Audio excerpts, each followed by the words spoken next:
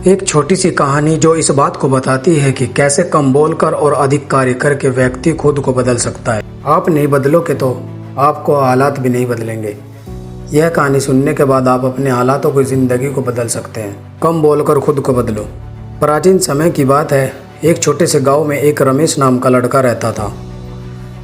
रमेश का स्वभाव बहुत अच्छा था, परंतु उसे एक बुरी आदत थी। वह बहुत ज़्यादा बोलता था। वह हर समय अपने दोस्तों, परिवार और गांव के लोगों को अपने सपनों के बारे में बताता रहता, लेकिन उन पर अमल करने की बजाय बातें ही बनाता रहता था बस।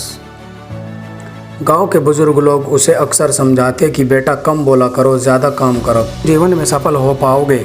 लेकिन रमेश उनकी बातों को अनसुना कर देता था। उसे लगता था कि जितना ज़्यादा बातें करेगा, लोग उसकी तारीफ उतनी ज़्यादा करेंगे। एक दिन गांव में एक नया साधु आया। वह साधु ज्ञान और तपस्या के लिए प्रसिद्ध था। रमेश ने सोचा कि क्यों न साधु से मिलकर अपने सपनों के बारे में और विचारों के बारे में बातें बताई जाए और अपने सपनों को साकार किया जाए। रमेश साधु के पास गया और अपने जीवन की सपने और बातें बताने लगा।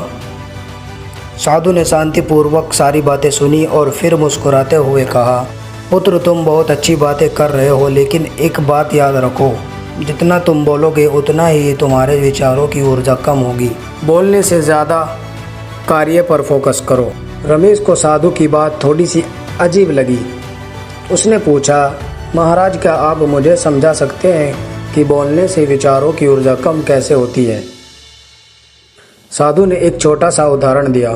उन्होंने रमेश को एक छोटी सी जलती हुई मोमबत्ती दी और कहा, इस मोमबत्ती की लो को देखो, जब तक यह जलती रहेगी तब तक वह रोशनी देगी, लेकिन अगर तुम इसे मोमबत्ती को बार बार बुझाओगे और फिर जलाओगे तो इसकी ऊर्जा खत्म हो जाएगी और यह जल्दी ही बुझ जाएगी।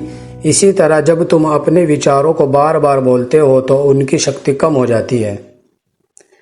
रमेश ने यह बात गहराई से सोची। उसे साधु की बात समझ में आ गई।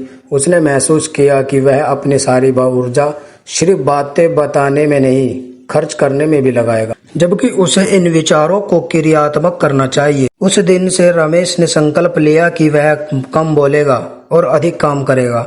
वह अपने सपनों को साकार करने के लिए मेहनत करने लगा। उसने अपने लक्ष्य को पाने के लिए दिन रात परिश्रम किया और धीरे धीरे उसकी मेहनत रंग लाने लगी। कुछ समय बाद गांव के लोग रमेश की तारीफ करने लगे। वह उसकी मेहनत और समर्पण को देखकर हैरान थे। अब वह न केवल अपनी बातों के लिए बल्कि अपने काम के लिए भी जाना जाने लगा। रमेश ने अपनी इस यात्रा में एक महत्वपूर्ण सबक सीखा। जब तक अपने विचारों को कर्म में नहीं बदलते, तब तक वे केवल सपने ही बने रहते हैं। बोलने से विचारों की शक्ति कम होती है, लेकिन कर्म करने से शक्ति प्राप्त करते हैं। इस कहानी से हमें यह सीखने को मिलता है कि कम बोलने और अधिक कार्य करने से हम अपने जीवन में सफलता प्राप्त कर सकते हैं।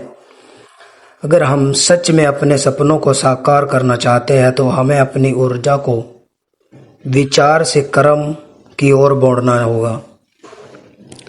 रमेश की तरह हमें भी समझना चाहिए कि बोलने से ज़्यादा महत्वपूर्ण है कि कर्म करना। जो लोग अपने काम में विश्वास रखते हैं वो अपने सपनों को हकीकत में बदल पाते हैं। कम बोलकर खुद को बदलने की इस कहानी से यह सीख मिलती है कि जीवन में सफलता पाने के लिए हमें अपने शब्दों की जगह कर्म को महत्व देना चाहिए।